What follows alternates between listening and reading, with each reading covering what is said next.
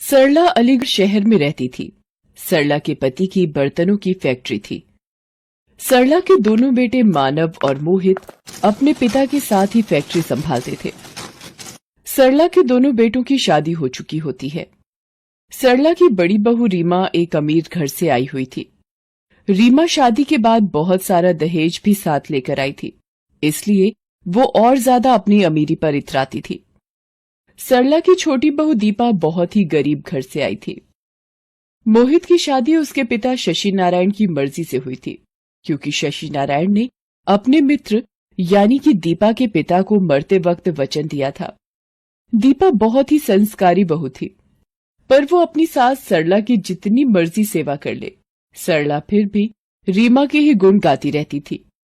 दीपा को सरला हर वक्त ताने देती थी। शशि नारायण सरला के स्वभाव को जानता था। सरला का अमीर और गरीब बहू में फर्क करना लगातार बढ़ रहा था। इसी वजह से रीमा भी दीपा को हर किसी के सामने बेइज्जत करती रहती थी। सरला का जन्मदिन आने वाला था। सरला के जन्मदिन पर रीमा और दीपा दोनों के परिवार वाले आते हैं। रीमा के माता पिता और भाई सरला के लिए ढेर सारे महंगे उपहार लाते हैं। रीमा का भाई सरला को उपहार में महंगा फोन देता है, जिसे देखकर सरला खुशी से फूली नहीं समाती। तभी दीपा की माँ और भाई सरला को बेडशीट, साड़ी और फल व मिठाई उपहार में देते हैं, जिसे लेकर सरला मुंह सिकोड़ने लगती है और एक तरफ रख देती है। दीपा शर्मिंदगी महसूस करती है। तभी शशि नारायण वहाँ आता है।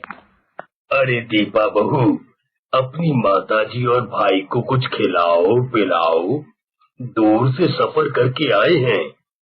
सरला के व्यवहार को सभी जानते थे कि वो रीमा के मायके वालों को ज्यादा पूछती थी। एक दिन अचानक शशि नारायण की तबीयत बिगड़ जाती है और हार्ट अटैक से शशि नारायण का देहांत हो जाता है। अब रीमा हर वक्त सरला को दीपा के लिए भड़काने लगी। वो अपने पति मानव से बोली, मानव, पिताजी मरते वक्त ये घर माँ जी के नाम कर गए हैं और फैक्ट्री का आधा आधा हिस्सा आपके और मोहित के नाम। आप मोहित को फैक्ट्री का आधा हिस्सा देकर रफा दफा करो। बाकी घर कैसे अपने कब्जे में लेना है वो मैं अच्छी तरह जानती हूँ। आखिर तुम ऐसा क्या करने वाली हो, कुछ पता तो चले। बस तुम देखते जाओ मेरा खेल। माँ जी, आपको तो पता ही है इस दीपा के मायके वाले कितने भिखारी हैं। कहीं ऐसा ना हो बाबूजी के द्वारा दिया गया फैक्ट्री का हिस्सा अपने मायके वालों पर उड़ा दे। मोहित तो वैसे भी सीधा है, इसकी मीठी मीठी बातों में आकर फैक्ट्री दीपा के मायके वालों के नाम ना कर दे। और माँ जी, आपने तो हमारे साथ ही रहना है। आप तो जानती हो मेरे मायके वाले कितने अमीर हैं। मेरे लिए ये फैक्ट्री और घर कुछ भी नहीं, पर आपकी जान की सुरक्षा के लिए आप एक काम करो, ये घर मेरे नाम कर दो। रीमा धोखे से घर अपने नाम करवा देती है। सरला घर के कागजात पर साइन कर देती है। रीमा के कहने पर मानव मोहित से कहता है, मोहित देख, अब पिताजी भी नहीं रहे तो आगे हम दोनों का भी परिवार बनेगा। फैक्ट्री बेचकर दोनों आधा आधा हिस्सा बाबूजी की जायदाद के हिसाब से रख लेते हैं। तुम अपने लिए कोई घर ढूंढ लो, इस वक्त अलग होना ही सही रहेगा। पर भैया, ये घर तो माँ के नाम है ना? नहीं मोहित, मैंने ये घर रीमा बहू के नाम कर दिया है और मैं इन्हीं के साथ रहूंगी। ठीक है माँ, जैसी आपकी मर्जी। मैं कल ही दीपा को लेकर अलग रहने चला जाऊंगा। मोहित और दीपा दुखी मन से अलग घर में रहने चले जाते हैं। उन दोनों के जाते ही रीमा अपने रंग दिखाने लगती है। एक दिन वो सरला से कहती है, माँ जी, मैं और मानव आज मूवी देखने जा रहे हैं, तो आप खाना बना लेना, हमें आने में थोड़ी देर हो जाएगी। सरला उनके जाने के बाद रसोई में खाना बनाने जाती है। इतने वक्त बाद खाना बनाते हुए उसे दीपा बहू की याद आ जाती है कि दीपा सरला को गर्म गर्म रोटियां सेक कर खिलाती थी। सरला रोने लगती है क्योंकि आज वो अपने आप को अकेला महसूस कर रही थी। अब तो रीमा घर के काम भी सरला से ही करवाने लगी। एक दिन, माँ जी, मैंने आपसे बोला था कि झाड़ू पोछा सुबह जल्दी उठकर कर लिया करो। आप इतनी देर तक सोती रहती हैं, तो घर के काम निपटाने में तो पूरा दिन लगा दोगी। बहू, वो कल रात में बीपी थोड़ा बढ़ गया था, तो दवाई लेकर सोई थी। तो क्या हुआ, बीपी तो बढ़ा था, कहीं जान तो नहीं गई जो इतना नाटक दिखा रही हो काम से बचने के लिए? इस घर में रहना है तो टाइम पर काम करना होगा। रीमा बहू, तुम तो ऐसी नहीं थी, और ये घर मेरा है, मैं यहाँ से नहीं जाऊंगी। माँ जी, ये घर अब आपका नहीं मेरा है, आपने मेरे नाम कर दिया था। अब चुपचाप रहना है तो रहो इस घर में, वरना बाहर का रास्ता खुला है। सरला रोती हुई अपने पति को याद करती है। अपनी बहू दीपा पर किए अत्याचारों के लिए वो बहुत पश्चाताप करती है। उसे याद आता है वो किस तरह दीपा को ताने देती थी। वही ताने आज रीमा के मुंह से वो खुद सुन रही है। धीरे धीरे रीमा अब अपने मायके वालों को भी रोजाना अपने घर बुलाने लगी। मानव और रीमा दोनों बस रीमा के परिवार वालों के साथ सारा दिन पार्टियों और बाजारों में घूमने लगे। कभी पिकनिक पर शहर से बाहर चले जाते। सरला बिल्कुल अकेली रह जाती। एक दिन रीमा का भाई घर आता है। मानव से कहता है, अरे जीजू, ये छोटी मोटी दुकान खोलने में कुछ नहीं कमा पाओगे, कोई नया हाथ मारो। मेरी मानो तो शेयर मार्केट में पैसा लगाओ, बहुत कमाई है। और उसके लिए आपको ये घर गिरवी रखना पड़ेगा। कुछ टाइम किराए के घर में गुजारा कर लेना, फिर कुछ समय बाद जब पैसे आ जाएंगे तो इसे बेचकर एक बड़ी कोठी खरीद लेना। क्यों दीदी, मैं सही बोल रहा हूँ ना? अरे मेरा भाई कभी गलत बोल ही नहीं सकता। सुनो जी, तरुण भैया का ये आइडिया मुझे तो बहुत पसंद आ रहा है। हम ये घर गिरवी रखकर शेयर खरीद लेते हैं। तुम लोग मेरे होते हुए ये घर गिरवी नहीं रख सकते। ये घर तुम्हारे पिताजी की आखिरी निशानी है। उनकी यादें आज भी इस घर में जिंदा हैं। माँ, रीमा और तरुण अगर बोल रहे हैं तो घर बेचने में नुकसान कैसा? हम पैसे कमाकर एक बड़ी नई कोठी ले लेंगे। वैसे भी ये घर अब पुराना हो चुका है। माँ जी, आपको अगर यहाँ नहीं रहना तो आप यहाँ से जा सकती हैं। सरला परेशान होकर घर से निकल जाती है। उसे कुछ समझ नहीं आ रहा होता कि क्या करे। वो रास्ते में ठोकर खाकर गिरने लगती है। तभी कोई उसका हाथ पकड़ लेता है। सरला मुंह उठाकर देखती, मोहित मेरा बच्चा, तू कहाँ था मेरे बेटे? मुझे अपने साथ ले चल। रो मत माँ, चलो घर चलो, घर चलकर सारी बात करते हैं। सरला मोहित के साथ घर पहुंचती है। दीपा उसे देखकर खुशी से फूले नहीं समाती। वो सरला के पैर छूती है और गले लग जाती है। माँ जी, आप इतने दिनों बाद, आज आपको कितने दिनों बाद देख रही हूँ। आपको देखने के लिए तो मेरी आंखें तरस गई।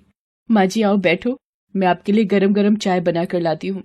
मोहित जाओ ना, बाजार से गरम गरम समोसे ले आओ।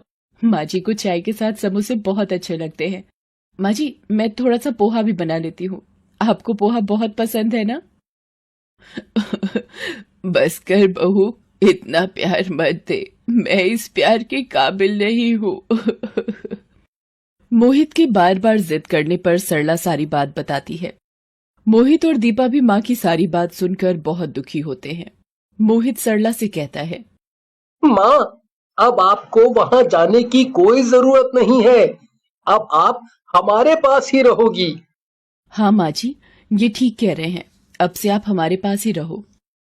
मोहित मानव को फोन करके बता देता है कि माँ अब उनके साथ ही रहेंगी। मानव रीमा कुछ नहीं बोलते। रीमा को ये लगता है कि चलो अच्छा है, बला टली।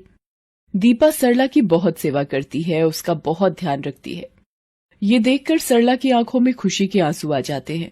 उधर मानव को रीमा का भाई बताता है कि मानव ने घर को गिरवी रखकर जो शेयर खरीदे थे वो सारे शेयर डूब चुके हैं। ये सुनकर मानव सिर पकड़कर बैठ जाता है। रीमा भी ये सुनकर सदमे में आ जाती है। शेयर खरीदने के चक्कर में मानव ने अपना घर और दुकान भी गिरवी रख दिए थे। मानव का सब कुछ तबाह हो गया था। मानव की यह हालत देखकर रीमा के भाई और मायके वालों ने भी अपना पल्ला झाड़ लिया था। वो भी अब रीमा से बात करने से कतराते थे। रीमा जिस मायके की अमीरी का घमंड करती थी, आज वो चूर चूर हो चुका था। बुरे वक्त में उसके मायके वालों ने भी साथ नहीं दिया। ये देखकर वो बहुत दुखी होती है। रीमा और मानव के घर खाली करने की बात जब मोहित को पता चलती है तो वो मानव से बात करता है। मोहित अपनी माँ से वादा करता है कि वो पिताजी की निशानी को किसी और हाथ में नहीं जाने देगा। मोहित पैसे देकर अपने गिरवी घर को छुड़ा लेता है। रीमा और मानव बहुत शर्मिंदा होते हैं। तभी दीपा और सरला भी वहां आ जाते हैं। माँ जी, मुझे माफ कर दीजिए, आज अपने और पराये में भेद पता चल गया। मैं मायके की जिस अमीरी का घमंड करती थी, वो घमंड आज चूर चूर हो चुका है। सरला अपने बहू बेटों के साथ पति की तस्वीर के आगे हाथ जोड़ती है। सरला को समझ आ चुका होता है, अमीर बहू गरीब बहू का भेदभाव घर की खुशहाली भंग कर देता है। उस दिन के बाद सरला दोनों बहुओं को प्यार करने लगी और परिवार की खुशहाली फिर से वापस आ गई।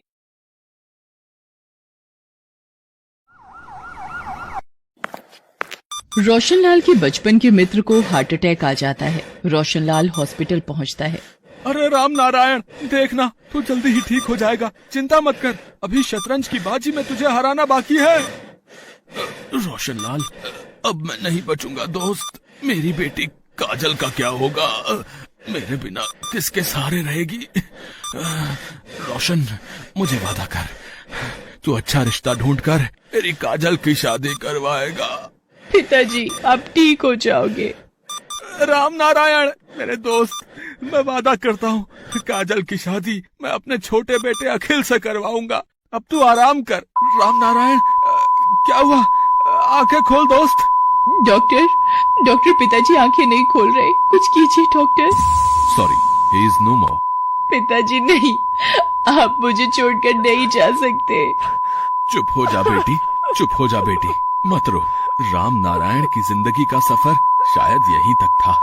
काजल बेसहारा हो गई थी। काजल अपने काले रंग के लिए पहले ही लोगों के तानों से परेशान थी, पर पिता का साथ उसे हिम्मत देता था। उनके जाने के बाद अब ये दुखों का पहाड़ काजल पर टूट गया था। रोशनलाल काजल को अपने घर ले आता है।